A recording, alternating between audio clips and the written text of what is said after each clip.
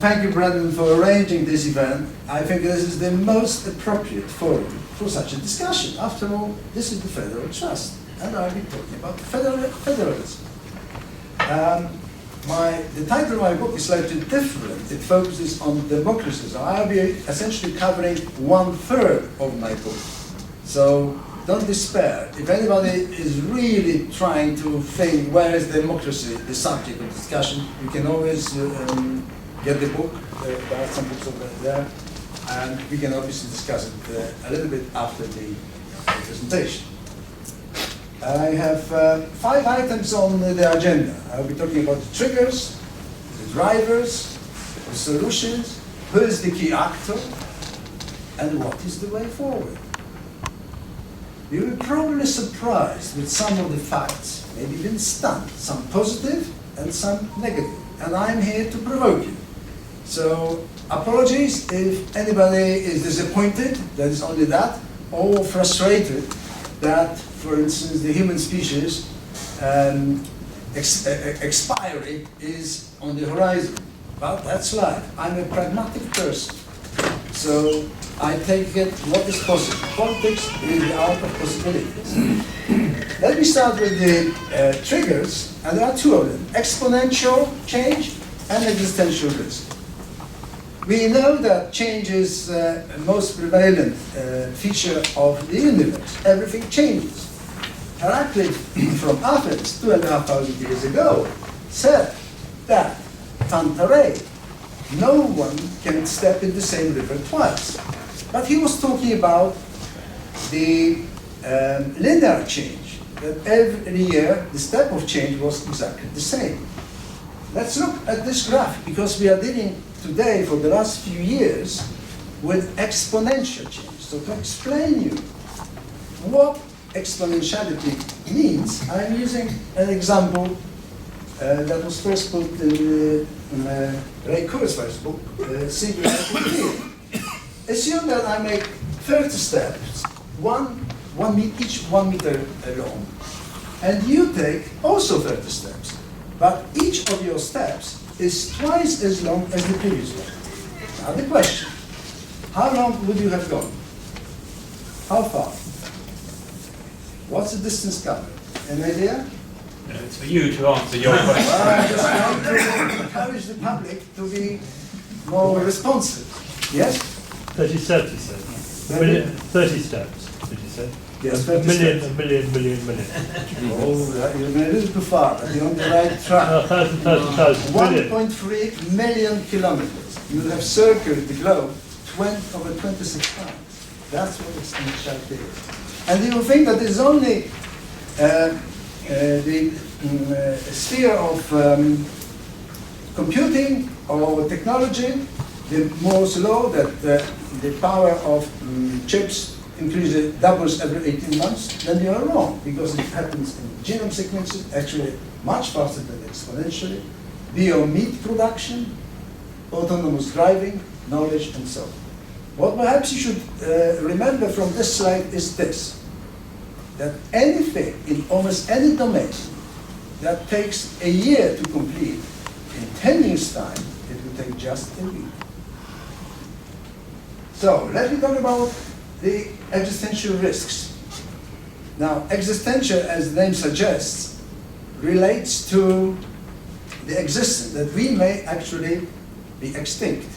And I'm talking about the risk that we ourselves create, so-called anthropogenic risk. And in 2007, the Future of Humanity Institute estimated that there is about 20% chance to the end of this century that the human species will be extinct. But former astronomer royal, Martin Rees, thinks that it could be in 2050, and the chance is 50%. That was also supported by the late Professor Stephen Hawking. So this looks serious. In the same year, they created a list of top existential risks. As you can see, at the very top is superintelligence and weaponized AI. But you can also see that there is no global warming. Where's global warming? some of you may be surprised, but global warming is not an existential risk in 21st century for humans. It is for some species. And that's why it's not, it is a catastrophic risk. Yeah? There's a different category of risk. So what drives the space of change? You're right, it's technology, especially artificial intelligence that one day may lead to superintelligence. So let's talk about AI and superintelligence. Many people think that AI is IT. Unfortunately, it's wrong. It uses 100% coded pathway to go. It is not learning to go. It's just got it hard-coded. It's predictable. So if you see the end result, you know how that system has arrived to that result. In artificial intelligence, AI, what is happening, that this agent learns how to best achieve its goals itself, using various methods. It could be unpredictable, it could be unexplainable, so it's a kind of a black box situation, so you wouldn't know how it has arrived at that conclusion. And that is a real worry right now, because we may produce an artificial intelligence that may be dangerous and we even wouldn't know how it happened or how it may happen. There is a focus now on solving that problem. Look at this Rubik solver. This robot can do Rubik in 3 seconds. Try that. And then we have superintelligence. That's mostly it's called artificial general intelligence. That means we are talking about an artificial intelligence agent that will be superbly more intelligent in all domains, better than any humans, and will hardly understand what it says and how it takes its decisions. Talking about superintelligence in more concrete terms, I start with the internet. Imagine that internet is a network spanning all over the globe. The question is, can you stop the global internet? Anybody knows how to do it? Is it possible? The Chinese know how to do it. They are restricted the access to the internet in China. Essentially, it is not possible. If it is possible in theory, so you would need probably to switch off the electricity. It would take a month and it would be a catastrophic event. Perhaps hundreds of thousands of people might die. So we can't switch off the internet. Now think about superintelligence in the future. If anybody says to you, and many people think so what's the problem? We can always switch off the superintelligence. You can't. Now, what is superintelligence in terms of hardware? It is also supported by IT systems, by computers, data, processors, applications. It has memory. It has input and output devices, communication, including the satellites, sensors, and neurons. And that is available right now. That's what supports the internet, plus Google, plus Wikipedia, and other applications. But that whole thing is not intelligent. It doesn't know that it exists, and it doesn't know why it's there. In order to do that, we need cognition. I need intelligence in a broader sense. Only then we will have superintelligence, which may become conscious. Now, it's not enough to have a structure for superintelligence, the network and so on. It has to communicate somehow with the external world. It has to interact with the environment. And how will it do it? And this is one of the variants, the representation of superintelligence that I have put up. It can, for instance, in the future, appear in any part of the globe simultaneously as a hologram. Holograms exist already, so there will be only better quality and so on. It can appear as a humanoid or avatar. And I'm pointing to Sophia. This is the first robot that has got a citizenship. It's got the citizenship of Saudi Arabia. Sophia takes part in conferences, has interviews on TV, radio, and she interacts and mingles around the humans. And this is an absolutely fantastic and necessary thing, that she gets experience. What does it mean to be humans? And I'll talk about it later on. And there are some other avatars.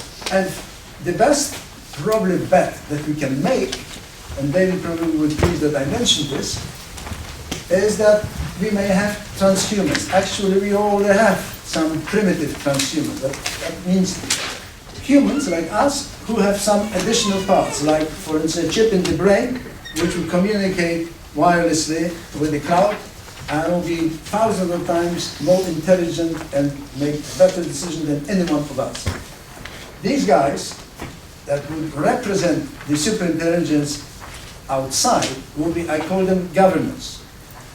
Those will be the beings that will make decisions on behalf of the whole superintelligence.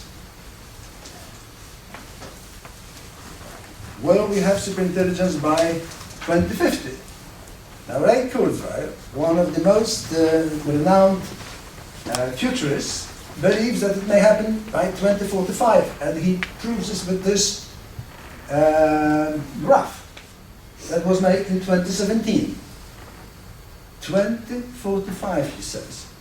But he did it before last month we achieved so-called quantum supremacy. A few years ago, many physicists thought that to have a quantum computing is a fallacy. It will never happen. It's against the laws of physics. Now, we not only have a quantum computer, we have a quantum computer that did a calculation that this fastest computer on the planet right now would have taken 10,000 years to do it. That quantum computer did it in 200 seconds. That's what it means. Unfortunately, we are no longer able to hold this trend. It's just ongoing. And if you think that Ray Kurzweil is a maverick, and to some extent he is, and that he is an odd man, just look at this. 25 years ago, many scientists thought that the superintelligence will appear in 2200. There was a 150 years difference between Kurzweil and Ehrman. 10 years ago, it was 35 years. 2 years ago, it was just 15 years. And this is the most serious research ever done on AI. 352 AI experts. Very, very detailed research.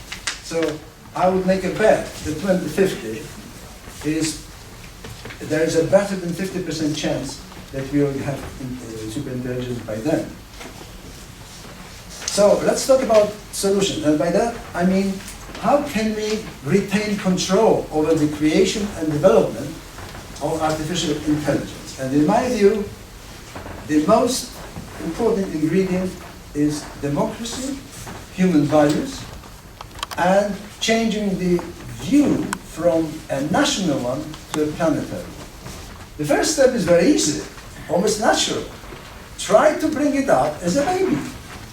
And that's what is happening. Thank you, all the AI scientists, because like I mentioned, Sophia and other robots, they are just walking around. You can find them in hospitals and hotels and so on. I'm thinking about three-dimensional, human-like robots that have a similar experience, same feedback as we have. And they accumulate the experience and get better and better, self-learning, to know us.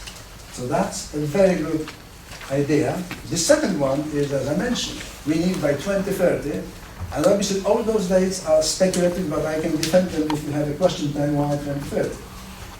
We need a new type of democracy and new universal values of humanity. This is a very tough nut to crack, and we can discuss it later on why it is so difficult. And finally, I want to mention transhumanism.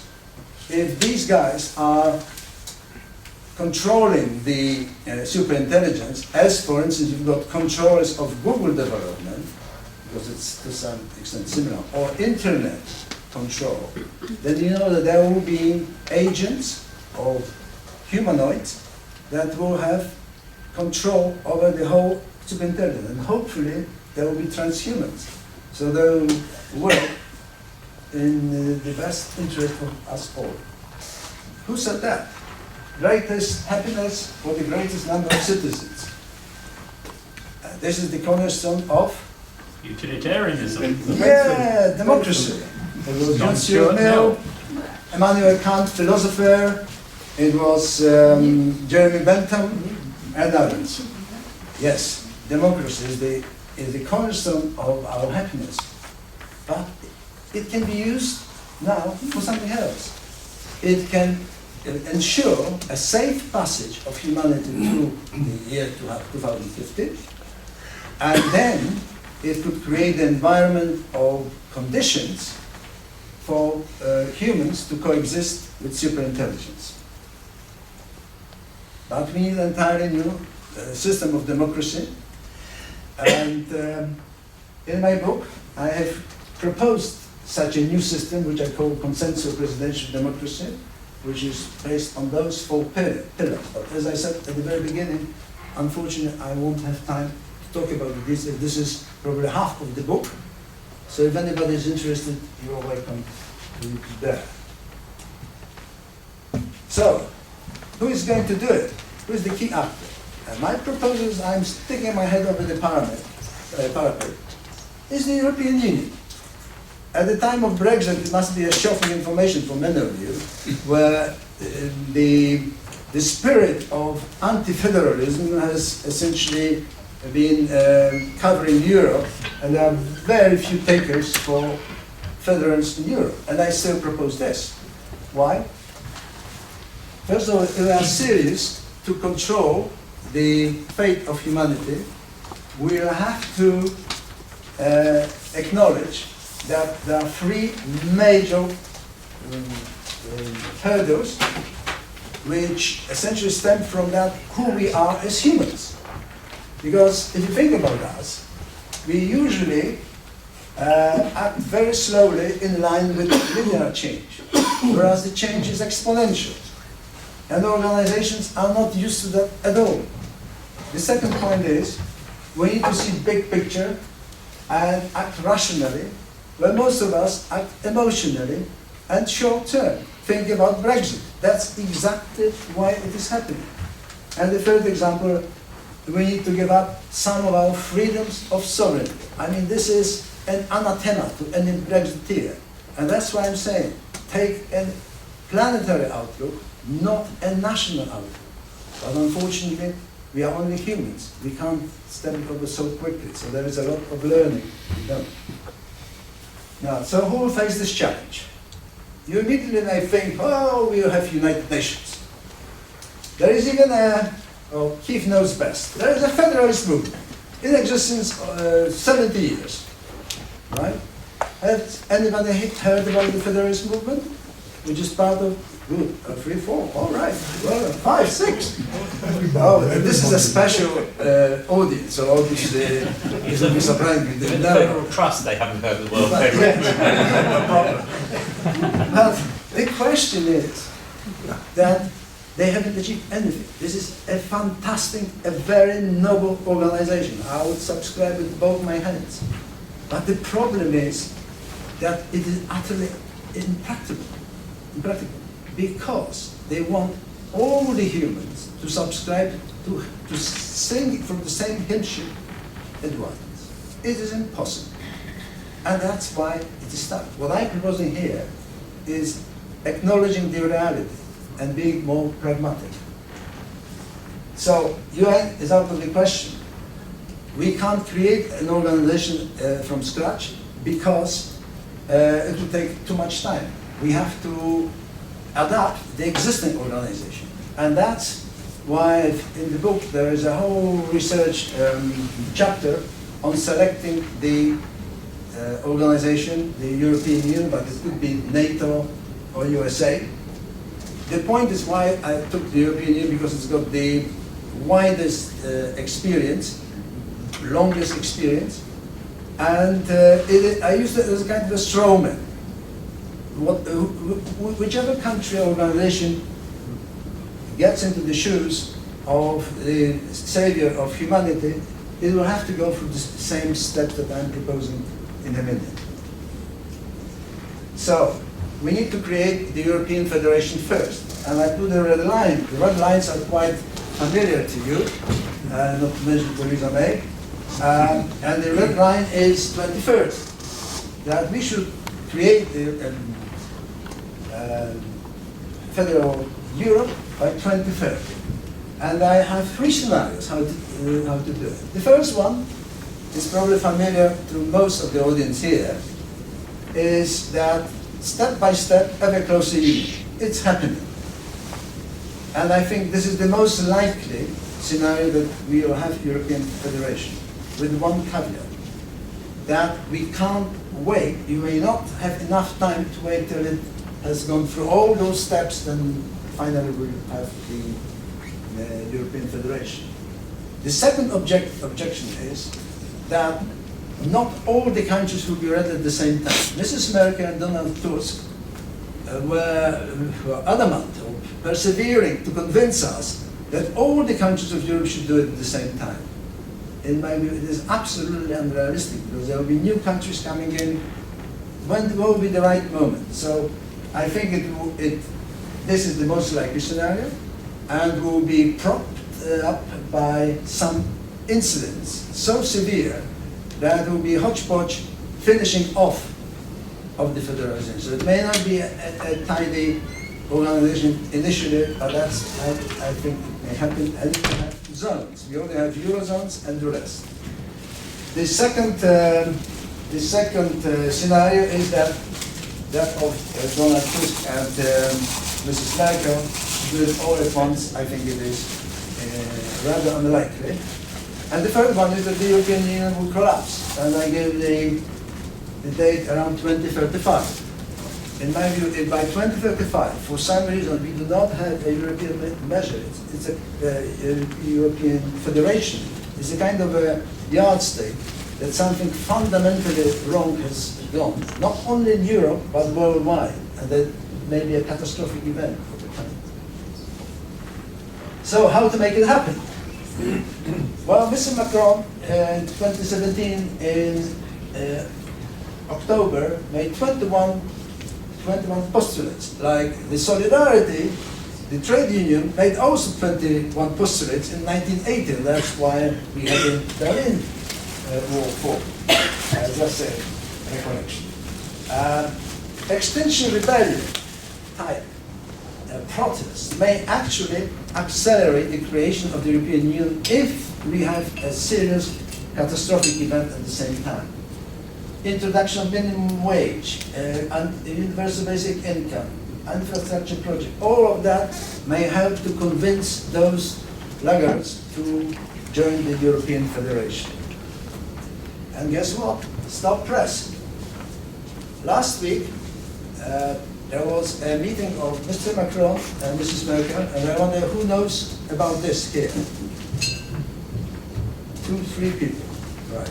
This is how the media works in this country. I mean, this is really a very important event. They produced a two-paper project, the 2-page project, Conference on the Future of Europe, which would take the constitutional matters, a 2-year campaign with convention in each country, and decisions made by all those organizations. Thank you very much.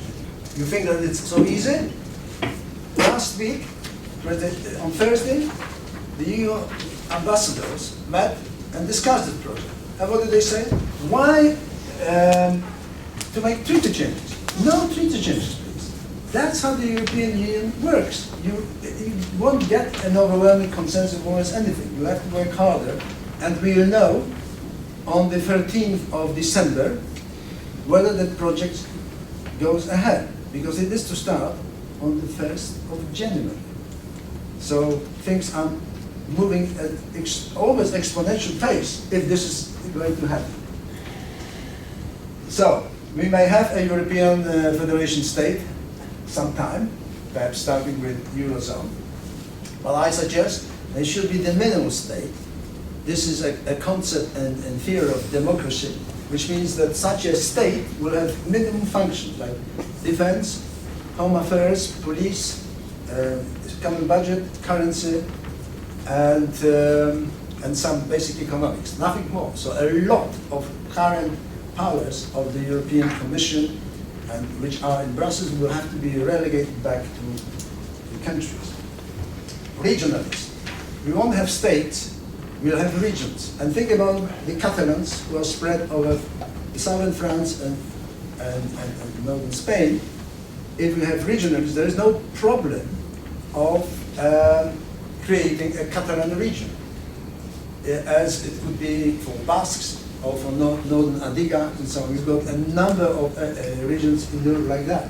That would be fantastic, and it would be quite natural because people will gather together alongside the historical experience. And that European Federation state, I suggest, will have 4 zones, and I just quickly move on to this. The first one is easy. If that federation made today, and say we have the European Federation state as Eurozone, what remains outside would have been what I call the European Federation convergence area, when there will be 5 years left for those countries to adjust and join the European Union and have a hefty contribution to the FCA budget of say 10%, because they will have to progressively adjust their budget for the future European Federation. Zone 2, I call it the anti-Brexit zone, because we will have opt-outs, as we do have 5 at the moment, and we will have never close the union and no euro currency. So it would fit nicely even for Mr. Johnson, and watch this space, it may still happen. And if I were Mr. Macron or Mrs. Merkel, what I would have done after the elections and after that December meeting, I would just send that invitation to Britain to participate in the reshaping of the European Union. We are absolutely in a sort of a silly way withdrawing from the process that will shape Europe forever. The third zone is the European Customs Union, with additions must adhere, the countries must adhere to the universal values of humanity, should align the foreign and defense policy and so on, and make contribution to the budget. And the fourth one is the European Association Area. It already exists, but there will be some changes. There should be an alignment of foreign and defense policy, contribution to the EFA budget, and others. Currently, there are 24 countries. 6 are negotiating the access to the European Association, and there are 33 trade agreements. If you add it all together, you have roughly 90 countries already, which are in some way associated together in a very pragmatic and practical way, that it would contribute to more than 1/3 of the world's GDP. It would be a true superpower. Now, the final chapter, the way forward, a transition to human federation. There are 3 options that we have in front of us. The first one is that we simply, because of an extinction event, will be extinct by 2050, as Sir Martin Rees suggests. Or we develop a malicious superintelligence that gradually will eliminate us, like Neanderthals have disappeared. Or hopefully we will deliver a benevolent superintelligence and gradually move with it. And I see that it can happen in 3 stages. The first stage is the most dangerous one, and I call it the stage of immature superintelligence. And that by 2030, roughly. Why? Because by the end of the next decade, we will have AI agents that will perhaps be super capable, not just one domain, but in several domains, and very stupid in the rest. So, and since they are evolving almost on their own, they are self-learning, and it makes it difficult to understand why they act as they do, there may be a big problem. We will have a number of crises. I don't say we may have, we will have. a number of crises like cyber wars, military conflict, cosmic battleground, for instance, about the resources on the moon between China and the States, pandemics, technological improvements. If they all come together with the immature superintelligence as a background and the global warming as another background, you can imagine that this is not an excessive statement saying that this is going to be the most difficult decade for humanity.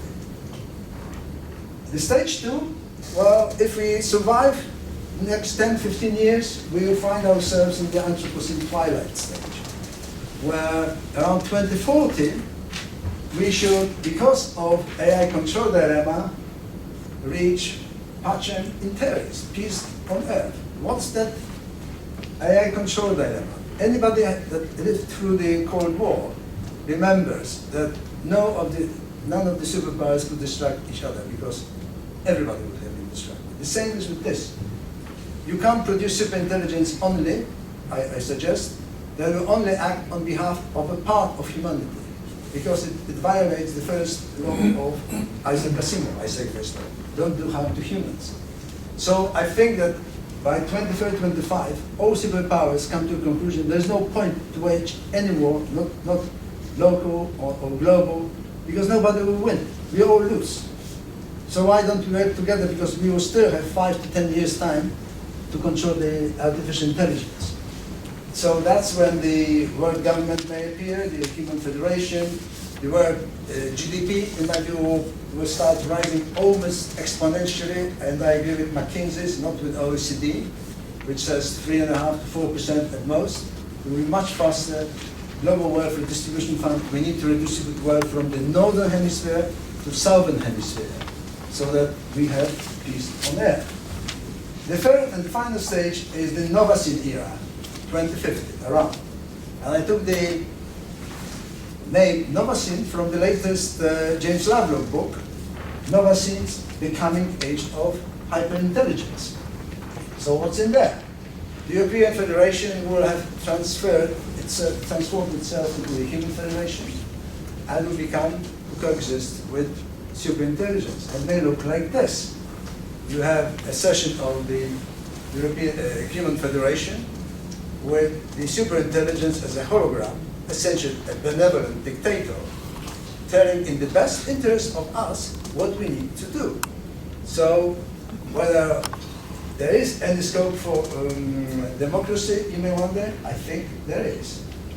Because I think superintelligence will still be an arbiter for quite some time. We will simultaneously, if we arrive at 2050, live in the world of utter abundance. It's just unbelievable. We can't imagine what will be at our disposal. In just 30 years, forget, I see some young people here, and you may be worried whether you have your pension. Forget it. If we get to 2050, your problems will be sorted out. You have to be innovative, and have to adjust to change. So if you have a given profession, you dovetail to a new one, and so on, and you'll be smiling. It'll be great. Now, the final slide, back to the future, summary. I think the next decade is one of the most difficult in human history. I just say. Universal values of humanity and new style of democracy is absolutely vital in order to reshape our views on, first of all, on who we are, how we interact with each other, and what is our future, and how we can preserve humanity for as long as we can. European Federation, and yes, the European Federation Army as part of NATO, and not against it. Best model in my view. Global Welfare Distribution Fund and cohesion program in the style of the European Union now will be the best model to disperse the wealth from the northern hemisphere to the southern hemisphere. The AI control dilemma, as I said, may end all wars. And we will be living in the Novacene era, the richest and most fulfilling life for all humans. Thank you very much.